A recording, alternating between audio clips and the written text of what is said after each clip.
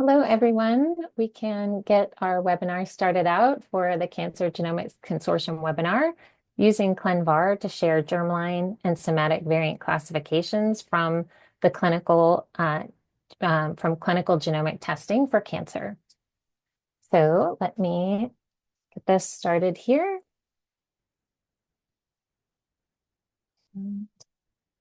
Pause this for a minute.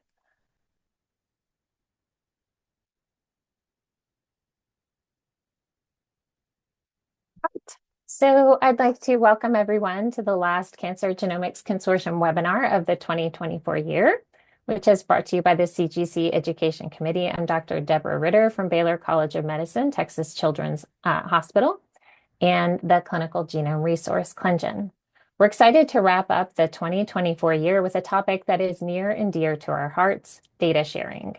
So we have with us two leaders in data sharing efforts, Dr. Sharon Plon and Melissa Landrum, who will be discussing essential resources used in clinical and genomic sciences, human and cancer genetics, ClinVar, and the Clinical Genome Resource. In January of 2024, ClinVar was updated to accept classifications for somatic variants in cancer, including assertions of oncogenicity and clinical impact. Today, we will hear about how genetic testing laboratories have benefited from sharing germline variants through ClinVar, how centralized data sharing is used by expert panels in the Clinical Genome Resource, and how cancer testing laboratories can take advantage of sharing classifications of somatic variants. Our first speaker is Dr. Sharon Plon. Dr. Sharon Plon is a board-certified medical geneticist and has a long-standing career in cancer as a cancer genetics researcher. Dr. Plon holds the Dan L. Duncan Comprehensive Cancer Center Professorship at Baylor College of Medicine and serves as one of the principal investigators in the Clinical Genome Resource, or ClinGen.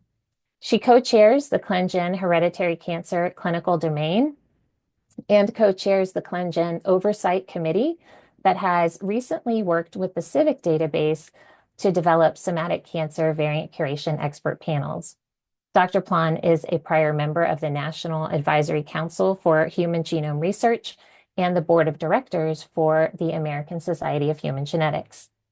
Our second speaker will be Dr. Melissa Landrum. Dr. Landrum is a PhD and staff scientist at the National Center for Biotechnology Information, or the NCBI, and within the National Library of Medicine at the National Institutes of Health. She is the team lead for ClinVar, NCBI's archive of human genetic variants and their relationship to disease. Prior to her work on ClinVar, she was a curator for NCBI's RefSeq collection. Dr. Landrum received her PhD in human genetics from Johns Hopkins University, where she studied adeno-associated virus as a vector for gene therapy. All right, and with those introductions, we will go ahead and get started with our first speaker, Dr. Sharon Plon. Thank you, Deb. Very excited to be here. Always happy to talk about data sharing. I do just want to put in a plug that we hope to welcome you to Houston for the CGC meeting in early August. So please do look out for those announcements. So I'm here today representing a group that's obviously something I've been very involved with, which is the Clinical Genome Resource. Our purpose is to create an authoritative central resource that defines the clinical relevance of genes and variants for use in precision medicine and research. We started now over 10 years ago. We are primarily funded by the National Institutes of Health, including 3 core ClinGen grants. And then we have recently had a somatic cancer U24 knowledge base grant join us, funded by NCI. And then, as many of you know, the NIH institutes also offer funding for disease-focused U24 grants, of which there are now more than 20.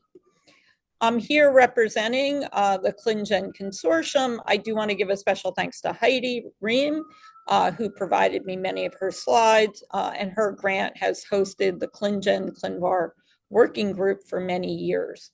We have over 100 staff members doing a variety of leadership, coordination, and biocuration activities, software development, but we really rely on a very large pool of volunteers and these numbers keep getting updated. I think we're up to 69 countries, and you can see them there. And we have over 100, now 123 expert panels. So I'm going to really just focus on one of our critical questions that we ask, which is what's the evidence that variants cause disease, and how do we go about finding that, and the importance that ClinVar in particular has paid in that work. So this is just a really simple schematic of the curation ecosystem. On the right are many of the things that ClinGen ourselves have developed. We have curation tools. We have a whole series of curation interfaces. We're now partnering with Civic for somatic cancer. We show our data in the evidence repository, as I'll talk about. But we really rely on the community to provide us primary data. And ClinVar has really been a major source of information about variants in the germline space because of deposition by individual laboratories, and that's what I'll focus on. So if you think about what Heidi refers to as our pillars of variant classification, I'm not going to talk today about the standards. I think this group is all well aware of the variety of standards that have been developed for both germline and somatic cancer variant classification. But what do we really use on our day-to-day work? And we use public sharing of variant classifications, primarily through ClinVar, with over 4 million submissions from 90 countries. And then we access a variety of shared evidence bases, including data inputted into ClinVar, and of course, many other resources. So to talk a little bit more about ClinVar, of course, Melissa will do that in great detail. As I mentioned, this is data as of June. I'm sure she'll show even more updated data. We have over 3 million individual variants. I remember not that long ago, we celebrated 1,000 unique variants. I mean, sorry, 1 million unique variants. So it's going up very rapidly. And the point we want to make today is that 96% of these submissions come from clinical labs. These are not just researchers who play a small role submitting, and ClinGen itself plays a small role, but really clinical labs submitting assertions is really the critical resource for global clinical and research genomics communities. So we pull that data and we link to that data in many different ways. So the ClinGen allele registry, for example, registers every variant in ClinVar and links to it directly. We've developed tools, or different pieces of ClinGen have developed tools, for example, ClinVar Miner, that allows you to assess the data in ClinVar for conflicts. And we use all of this information in our variant curation interface. So one way in which from early days of ClinGen that we've used ClinVar is for assessing concordance among laboratory submitters. And this is an updated view that Heidi provided. And you can see that although 78% have a single submission, so again, highlighting that much of what clinical labs are seeing are still unique or rare variants, there are a large number of variants where multiple labs have submitted. And although it is only 1% that have a medically significant conflict, that still comes to 28,000 different variants, where at least one lab's called it pathogenic, likely pathogenic, and other labs have called it things that are clinically much less actionable. And by being able to use ClinVar and seeing these discordant calls, we can then approach those and try to resolve them. So this is just an example. This was data that's now been published in several different papers, again, led by the Broad-Geisinger lab group. They started originally with just 4 labs looking at full data sharing and how many variants, when they shared all the data they had, could they resolve. You could see it was very high level. Then they went to 41 different labs, and they took what's called an outlier approach, which is if the vast majority of the labs agree, the outlier is probably someone who maybe classified this variant a few years ago, or perhaps didn't have access to the same type of clinical data that the other labs did, and they could resolve another 60%. Now they're going to 108 labs, again, with this sort of focus on the outlier approach. And again, another half can be resolved. And then they also do get sort of unprompted resolutions, and that is when a lab is approached saying, hey, you have a discrepant value. Sometimes the lab will go, oh yes, actually we know that we recently saw the variant again, and they will just, without any other work, update their submission so that it is no longer in conflict. Again, that's only possible because the labs have submitted their assertions to ClinVar to begin with. And again, one of the other things that make a big difference here is updating the classification. So for example, if a lab had submitted it before the 2015 guidelines, they can update it. But a lot of the rest of the resolution is using the internal data that the labs have. So if 3 different labs have seen a patient with the disorder, that may be enough now to tip from a high BUS to likely path by combining their data.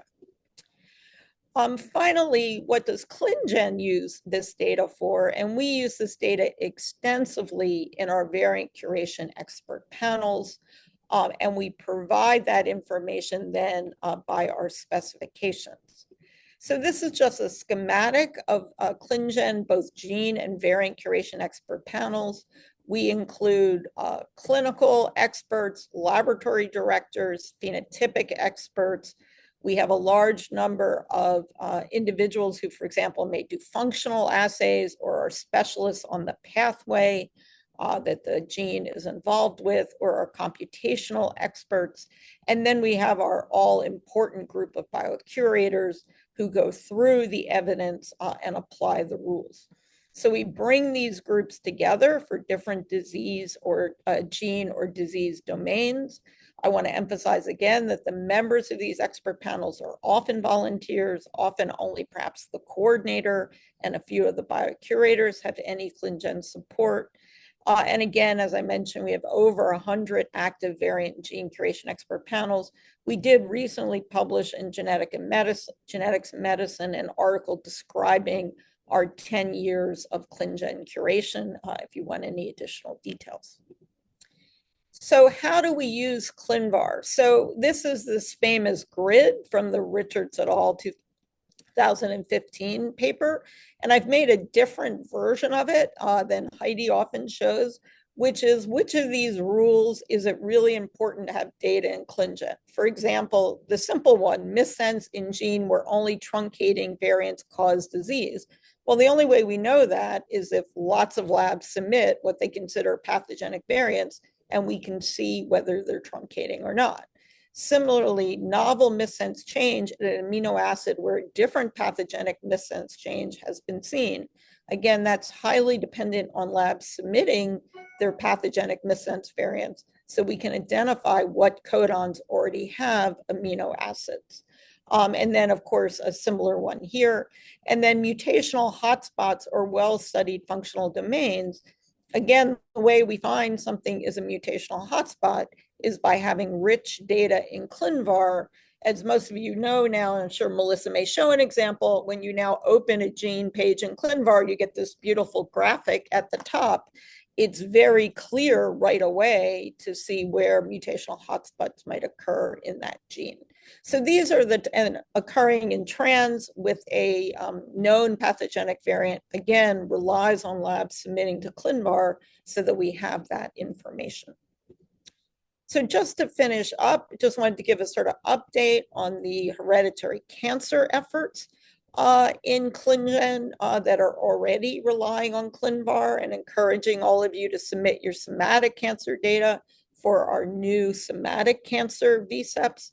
So we have myeloid malignancy, all of the ones here outlined in black have gone all the way through our 4-step approval process and have completed approval and have specifications for how to curate these genes from the germline perspective and are submitting to ClinVar, as I'll show you on the next page.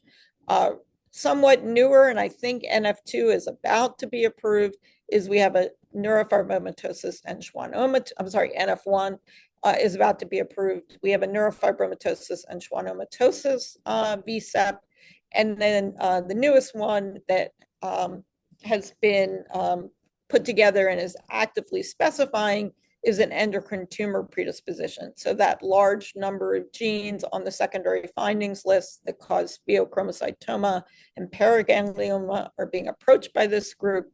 And we have now, I think RB1 has gotten step 1 approval, or if not, it's about to.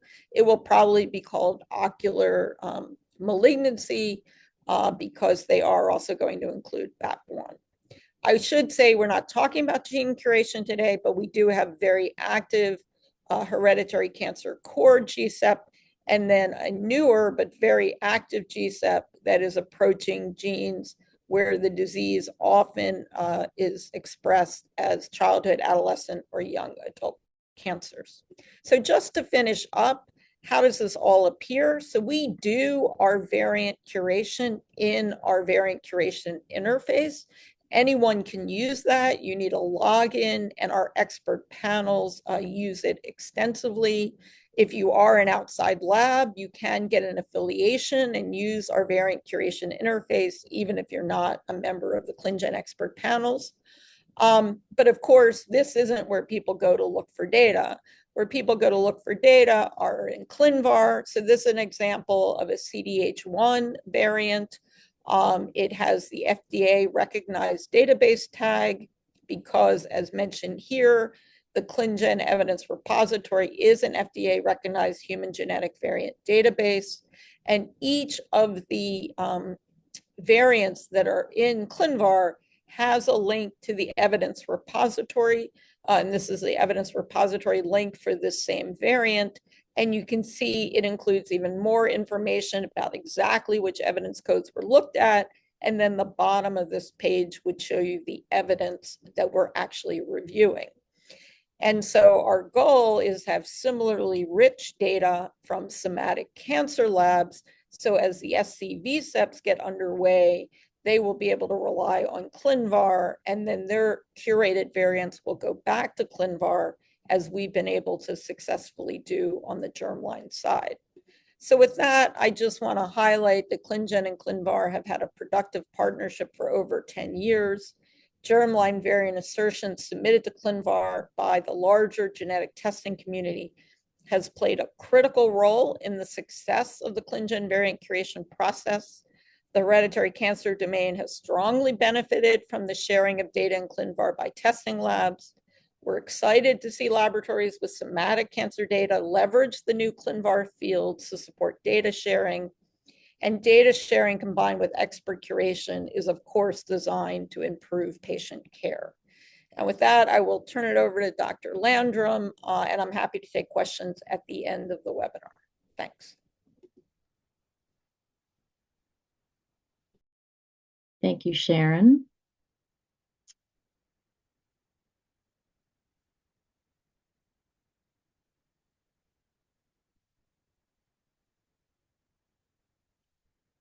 Great. So Sharon has told you all about how ClinGen and particularly laboratories that test germline variants for their involvement in inherited disease have really benefited by sharing data through ClinVar.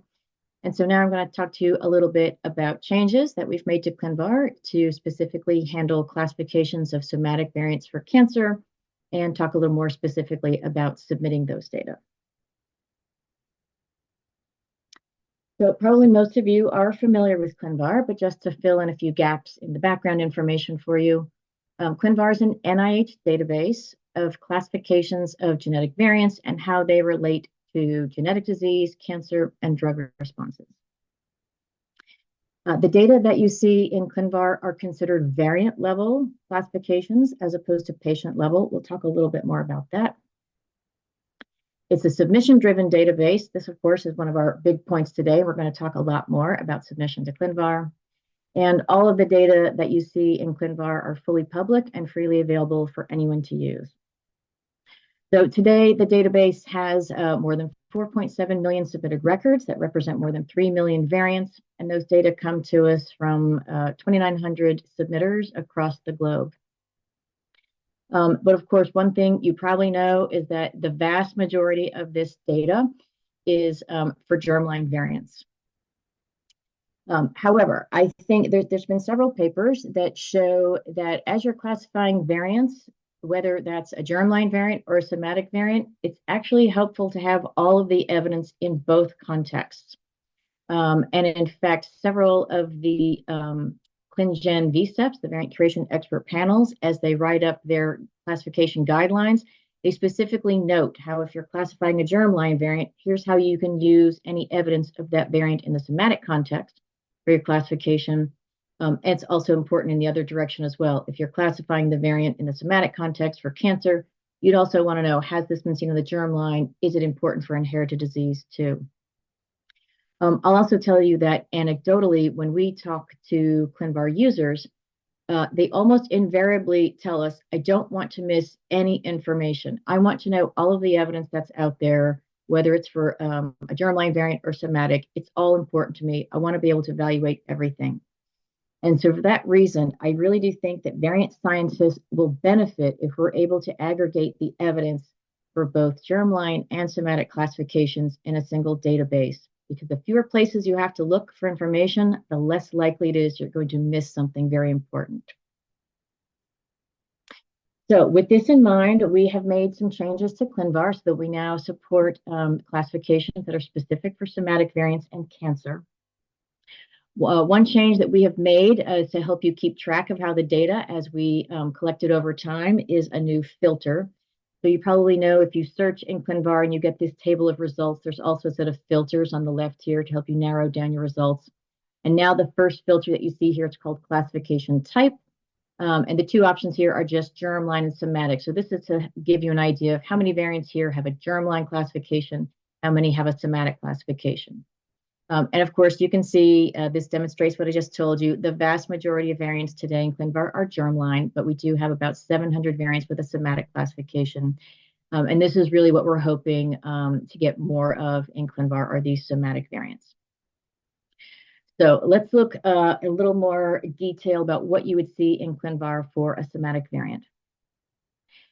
So today we support 3 types of classifications. Here we're looking at the top section of a variant page in ClinVar. Every variant page has this dark blue bar, which tells you what variant you're looking at. So here we're looking at BRAF V600E, a famous variant. And then this top section in the gray is called the classification summary. And this gives you an overall summary of how this variant has been classified based on what our submitters have told us. And so this section now has these 3 types of classifications. The first is a germline classification. This is typically the terms that you see from the ACMG guidelines from pathogenic to benign. You may see some other terms here as well, like drug response, but by and large, this is the ACMG term, pathogenicity. And so this is the classification that we have been processing in ClinVar for the 13 or 14 years that we've been operating. What's new in ClinVar is this second gray bar here for somatic classifications, and we are tracking 2 kinds of classifications for somatic variants. The first of these is clinical impact, and the second is oncogenicity. So we also have a menu here on the right side of the page that shows you the sections or the content of the page. If you were to scroll down past this section, there's a section with information about the variant itself and the affected gene. I'm not going to review those sections today, but I do want to call your attention to the fact that the next few tables on the page are split into data that's relevant for the variant in the germline context, and then a section that's relevant for the variant in the somatic context. And so 2 tables in particular in each of those sections I want to go over. There's a table called conditions germline, which really gives you a summary of the conditions or the diseases where this variant has a germline classification, and we aggregate that classification by the disease. In this case, you can see most of these diseases are cancers, even though these are germline classifications, and you can see these are all older records. These were all submitted way before we had these new improvements for somatic classification. The next section, as you scroll down the page, is then a table of submissions that have a germline classification. So here in each row, you can see what each individual submitter said about this variant, how they classified it, and what their evidence was. So here you can see V600E was classified for things like cardiovascular phenotype, vascular malformation, and Wilms tumor. Again, as you continue scrolling down the page, you then get to a section with information about the variant in the somatic context. Again, there's a conditions table. So this one summarizes the conditions that were reported for a somatic classification. So here you can see it's been reported for 4 different types of cancer, and you can see the aggregate classification for each of those tumor types. And then again, the following section reports the submissions for each somatic classification that was submitted to ClinVar. And this table, for its somatic variants, we split this table into 2 because there are 2 types of classifications. So the first section of the table shows you submissions that reported the clinical impact of the variant. So here you can see we have 3 submissions reporting the clinical impact of V600E. And then the second portion of the table shows submissions that reported oncogenicity for the variant. And you can see we have 2 laboratories that reported the oncogenicity for V600E. So let's talk a little bit more specifically about what I mean by these 2 kinds of classifications. So in ClinVar, we're using the term somatic clinical impact. And so this would be a classification that's based on the ASCO-CAP guidelines for classifying the clinical impact of somatic classifications. According to this guideline, each classification that you make for a variant should be for a specific tumor type. And so that's what we're expecting in a ClinVar submission as well. The actual classification that you would provide for the variant is one of the tiers that are recommended in this paper. So you would say that the evidence is tier 1 strong, tier 2 potential, tier 3 uncertain, or tier 4 benign or likely benign, that that variant has a clinical impact for that tumor type. If you're saying that the evidence is tier 1 strong or tier 2 potential, we also ask you what kind of clinical impact does that variant have? Is it of prognostic value, diagnostic value, or therapeutic value? And then based on that answer, we then ask, okay, well, what is the impact of this variant? Does it indicate a better or a poor outcome? Does it support or exclude diagnosis? Or is it associated with sensitivity, resistance, or reduced sensitivity to a drug? And if you're making a therapeutic assertion, we then also ask you what that drug is. So you'll notice that for clinical impact, any individual submitter could make multiple assertions. So you might want to describe the clinical impact of that variant on different tumor types. Or even within the same tumor type, you might make multiple assertions. You might say both that it's of prognostic value, also it's associated, with a particular therapeutic response to a certain drug. Or you might have multiple assertions to make about different drugs. So there could be multiple assertions that you might make about the clinical impact of a single variant. And in fact, if we go back to this view of the submissions that we have for V600E, you can see that Civic has made 2 submissions about this variant. So there's one stating that the evidence is tier 1 strong for melanoma, that this variant's important for therapy, and that it's associated with sensitivity to the combination of dabrafenib and trametinib.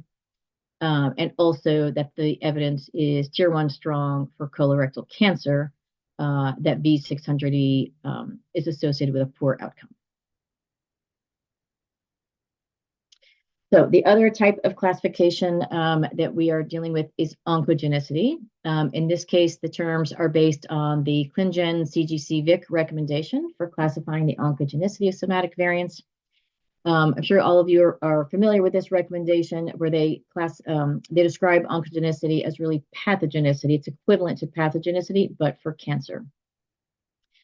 And so also to be consistent with this recommendation, they say that your assertion of oncogenicity should be for a specific tumor type. And so that's what we are expecting in ClinVar submissions as well. And the classification that you would include in your ClinVar submission would be one of the terms that's recommended in this paper. So oncogenic, likely oncogenic, uncertain significance, likely benign, or benign.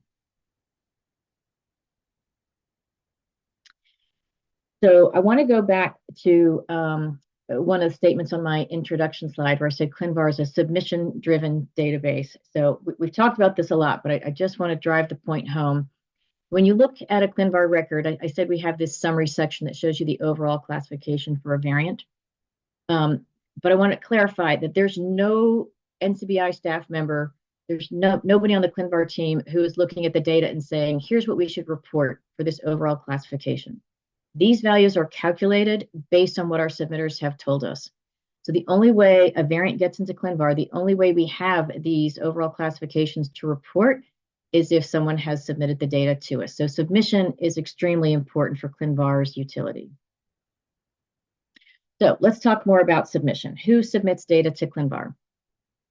We accept submissions from several kinds of submitting organizations. As Sharon showed you, clinical testing laboratories submit the vast majority of data that you see in ClinVar. They are classifying variants every day as part of their everyday work, so they see many variants. We also accept submissions from research laboratories. This can include labs that may be doing clinical research and classifying variants as part of that.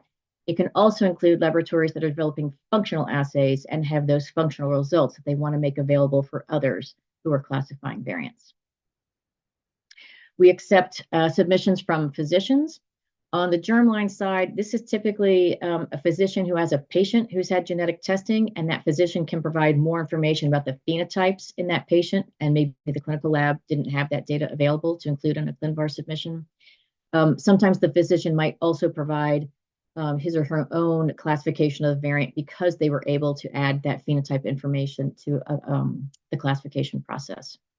We've also heard from some physicians who participate in molecular tumor boards that they would like to provide their classifications of somatic variants to ClinVar. So that is something that we can certainly support. We take submissions from patient registries. Again, on the germline side, this is typically because patients can provide information about their phenotypes that the testing labs often don't have. I think we don't yet have a good feel for if patient registries would also be important for somatic variants in cancer, but if it turns out that they are, we can support those kinds of submissions. We take submissions from databases and other kinds of curation groups. So for example, Civic was our first submitter using these new fields that we have for somatic classifications, and we are certainly interested in working with other databases who want to make their data more widely available through ClinVar. And then, of course, the expert panels that Sharon described. ClinGen has been setting up somatic cancer VSEPs or SC VSEPs, and they will be sharing their data through ClinVar as well.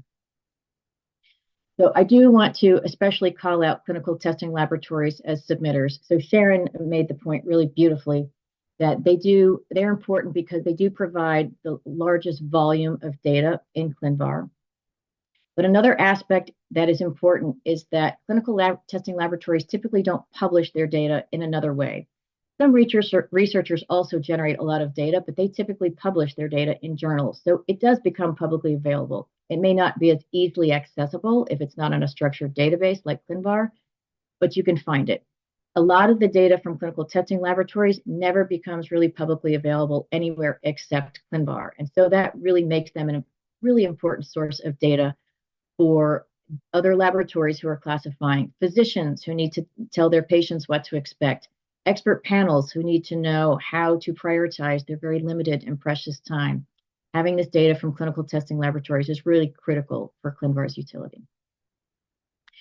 So there are lots of ways that my team can help you with submission to ClinVar. There's a few aspects that submitters must take care of their own, and I do want to call those out in particular. So the first of these is that the submitter must determine if IRB or other kind of internal approval is necessary for them and to obtain that approval. So ClinVar does not make recommendations about this kind of approval, and we're also not tracking if you have gotten that kind of approval. So that's really for each organization to decide for themselves.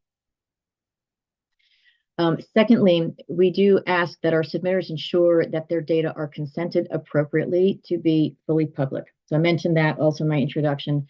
Data in ClinVar is fully public. Anyone can use it for any purpose. And if you're submitting data that was originally derived from a patient, it is important that's been consented appropriately for variant level sharing. So we not asking for patient level information, variant level, but you do want to make sure you have the right consent for that. Again, we don't advise on consent, and we're not going to track if you have consent. That's the submitter's responsibility. But I will note that this did come up as an issue for some of the germline testing laboratories. And one of the ways that ClinGen was able to help was they developed a one-page consent form for sharing of variant level information that several laboratories have used. And I think that's really helped them determine how to have the right consent to share data through ClinVar. So that may be another area where ClinGen can help on the cancer side. Another thing that we ask our submitters do is to aggregate their data by variant and by tumor type. Again, ClinVar is not a patient level database. You're not submitting a patient and all of their relevant information. You're submitting a variant and how you classified that variant across however many patients you've seen the variant in. And so aggregating the data in that way is something the submitter does in preparation to submit to ClinVar. And then finally, we also ask that our submitters ensure that their submissions do not contain any personally identifiable information. Again, the data in ClinVar goes public and people download it for whatever use. Occasionally PII, like a patient name, does creep into a submission. We have a protocol to remove it from our existing files and our files going forward. But any user that has already downloaded a file with PII has it, and we can't pull it back. So for that reason, we do ask that our submitters do what they can to remove the PII. And I would say, as you're doing this work to aggregate data from patient level to variant level, that's a good time to look and make sure that you've removed any of that personal patient information.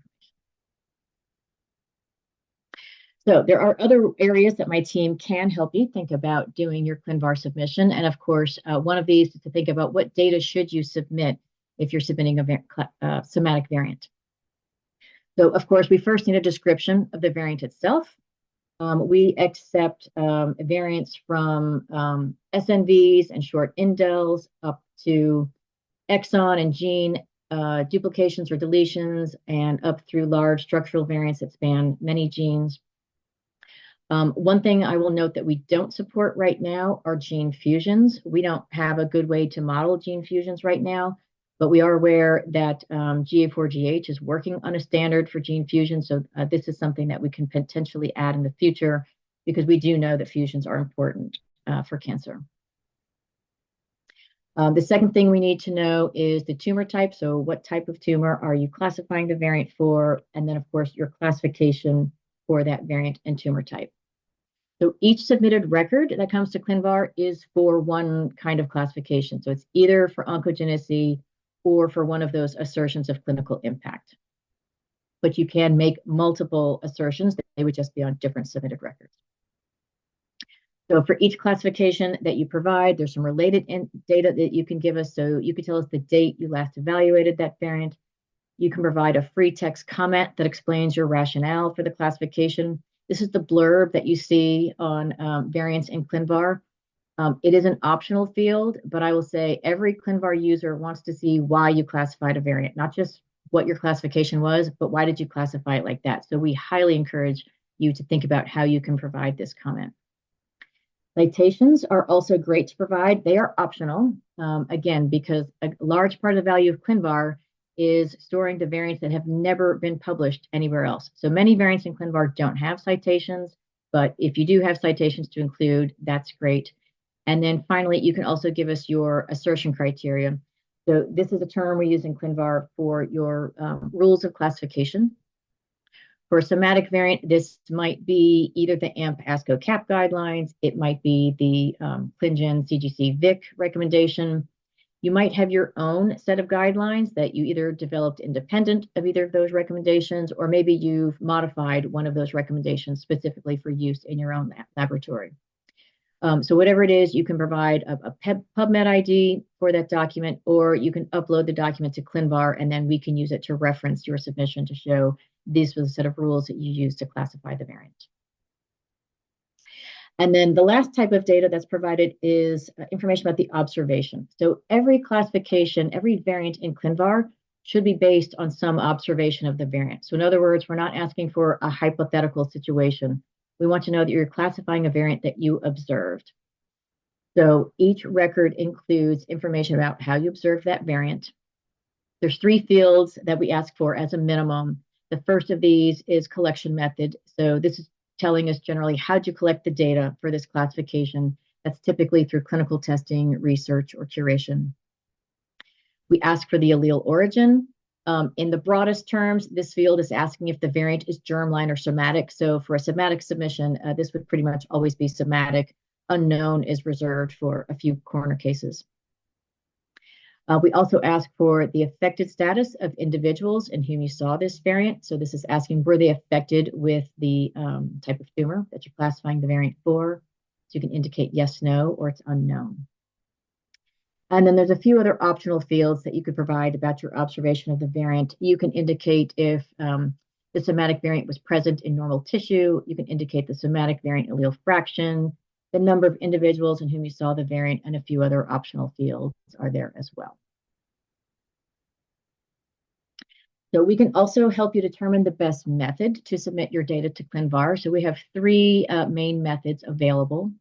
The first of these is our single submission wizard. So this is an online form that walks you through each type of data that you would provide on a submission to ClinVar.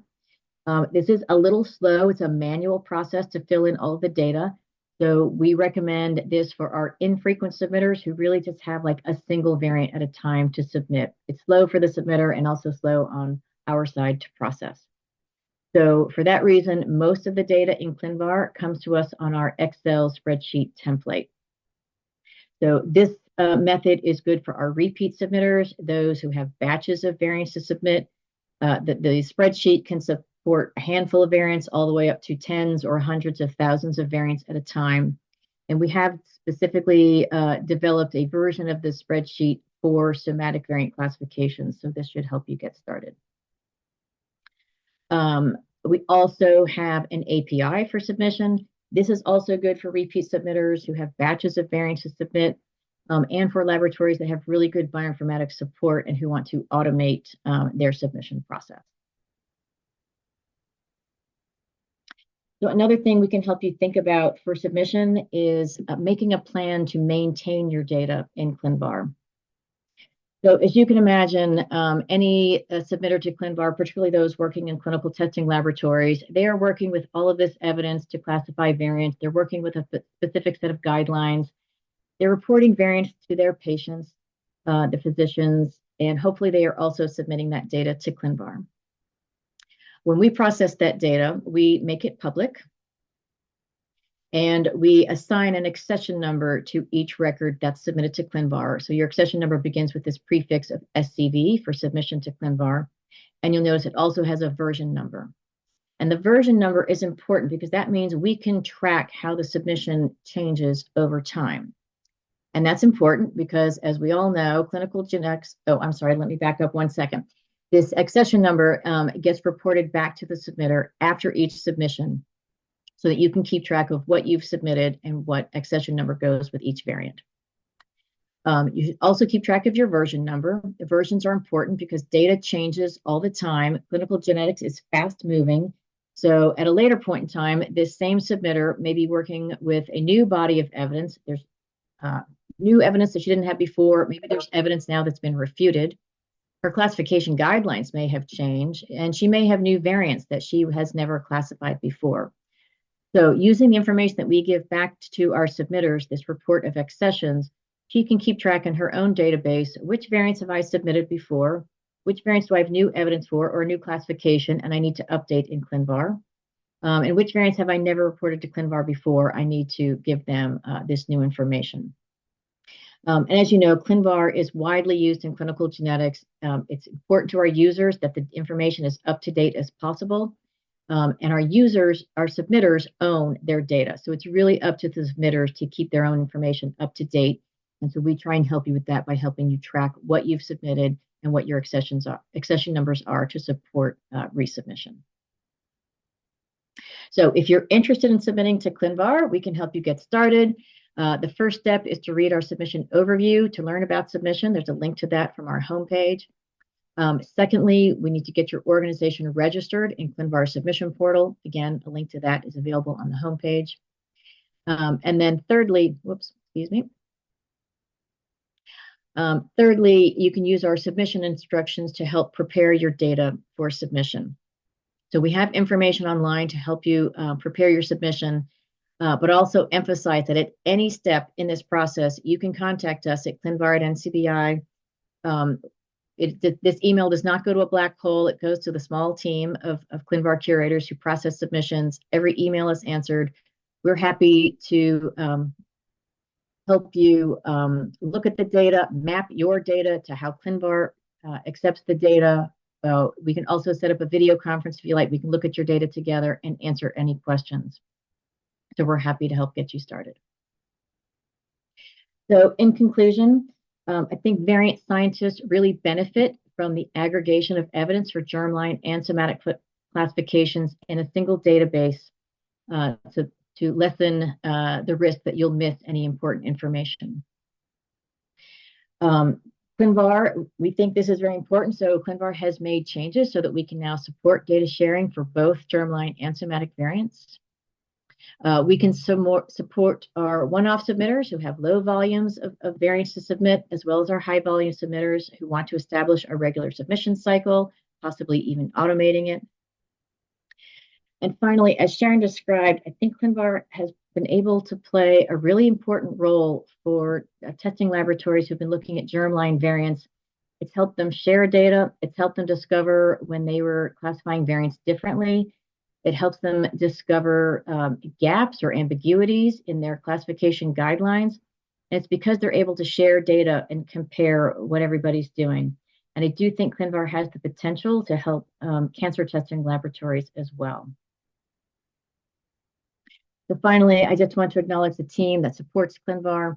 On the left is our team of developers, followed by our team of curators and our UI/UX expert. The third column here is our leadership within the Medical Genetics and Human Variation Program. And finally is our leadership within the NCBI and the NLM. And thanks to the CGC and all of you for your attention today.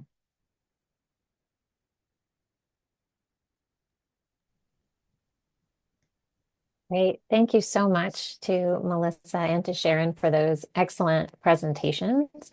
And we have a little bit of time for questions. So the Q&A has kind of been on fire during the presentation. So we have some lined up, and we have a couple of that have also been sent. So for anyone listening that hasn't submitted questions yet, please submit if you have them. We'll answer as many as we can on the call, and then we'll also I'll follow up with the questions afterwards as well.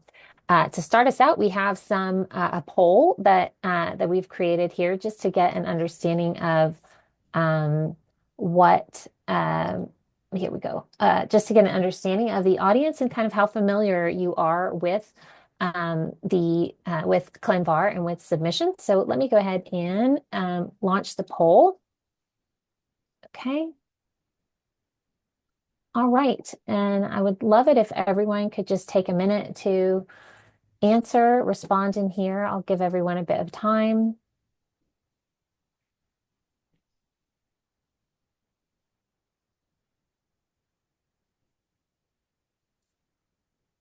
And I know there's a written response at the end too that we'll leave a little time for. But while people are filling out the poll, I'd love to get through some of our Q&A questions as well. So, well, Deb, I was just going to say before that, Deb kindly answered a couple of the questions in the Q&A during the talk. So there was a question about the consent form for data sharing that is on the ClinGen website. And if you look under answered questions, you'll see the link. And there was a question about volunteering for expert panels, and we do have a volunteer form on the ClinGen website. So those two answers are under the answered question tab. Great. There was also I think I answered another one on about submission to ClinVar versus reporting to the patient. And so those are two very different processes. They have different input from the field. So submitting to ClinVar, if you submit a uncertain variant to ClinVar, that's entirely different than reporting that back to the patient than any other guidelines about reporting it back to the patient. All right, so I'm seeing some answers here to the poll, and it looks like numbers are starting to slow down in responses. If I'll go ahead and Yeah, I would close ask. it I'll leave it. Okay, yeah, I'll go ahead and because close it otherwise for it's now. like in the middle of our screens. So, Okay. So there we are. All right, and I'll share the results, but hopefully we are not going to see all of the short answers, I think, coming up. All right, so it looks like we have about 60% do involve classifying somatic variants for the impact on cancer, and it's about 50%, 50-50 on sharing the variants through ClinVar. So hopefully this presentation will help boost that number too, because we really rely on those variants on the germline side, and we will absolutely rely on them on the somatic side too. So I'll stop sharing here and let's go through some of our questions that we had. The first one is, are old variants ever re-evaluated in ClinVar? yeah, so that is up to the submitter. And many labs that do it regularly, as Melissa was talking about, as they update their submission, they will update their variant classification. People who submit small numbers may only do it if they're aware that there's been a change. Labs that do it more automatically, Melissa can talk about. But they often, there is a date, there's a very important date in ClinVar, which is the date last evaluated. So you can see if they've updated their evaluation. And I should say that ClinGen expert panels definitely are reevaluating variants, and then we resubmit to ClinVar. Yes, I would say there's no requirement to update your data in ClinVar. But as I said, we do encourage it because it is important to keep it up to date. And we do track dates. So we know the date a variant first appeared in ClinVar, when it was last submitted, and when it was last evaluated. So all of those can be distinguished. And that version number that I mentioned on an accession number, that lets you know if a record has been updated or not. Although an update to a record does not necessarily mean that the classification was updated. A submitter might add new evidence, but still have the same classification. Got it. Okay, so another question that we had from Christian Heckel is that what is the third type of classification that's supported by ClinVar? So we refer to it as germline and somatic, but really somatic, there are two kinds of classifications, right? So there's a germline classification for inherited disease. There's a somatic classification of clinical impact, and then there's a somatic classification for oncogenicity. So what we've heard from potential submitters on the somatic side is that some laboratories sort of do it in steps. They determine oncogenicity, and then they use that to determine clinical impact. Others say, well, we just kind of stop at oncogenicity, or we go directly to clinical impact. So different laboratories may tackle that differently, but because those two concepts really mean different things, we're trying to track them separately, and you can submit one or the other or both. That would be up to the submitter about how you want to deal with that. Great. I was most likely going to answer that wrong if I had answered it there, because I was also thinking about the drug submissions or is it pharmacogenomic submissions that as a separate type or not? Well, so that's a great question. Currently, those drug response submissions are included in the germline classification. So okay. Another potential improvement for the future. I think ideally we'd like to have a fourth section, which is a pharmacogenomic classification. Nice. So okay. Something to look forward to. Great. Okay, so another question here is about the classification system. So do you have to use AMP ASCO CAP for somatic submissions in ClinVar? So if you're providing an assertion of clinical impact, the terms that you can submit for that classification are only the tiers from the AMP ASCO CAP guideline. So we did hear from some laboratories that they use a different guidelines. For example, I believe there's a European version, slightly different levels or tiers that they use.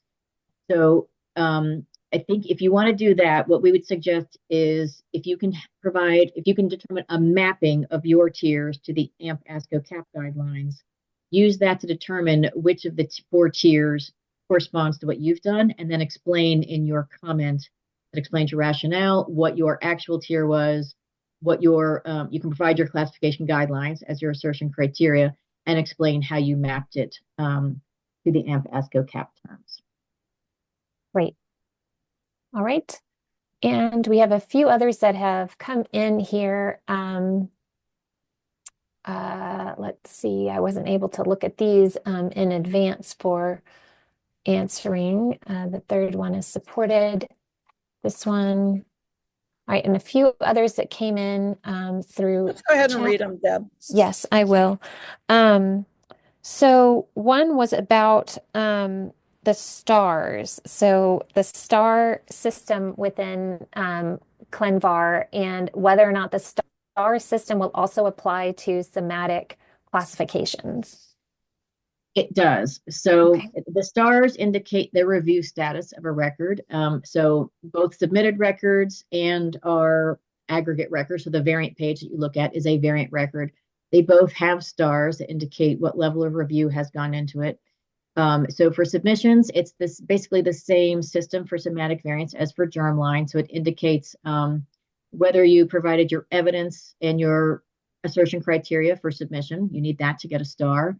Or if you're an expert panel, you get 3 stars. So that's all the same. So I did just want to comment that ClinGen, working with Civic, has developed the SCV steps, the steps for approval. We have a cancer variant interpretation committee, just like the SVI that Deb actually coordinates.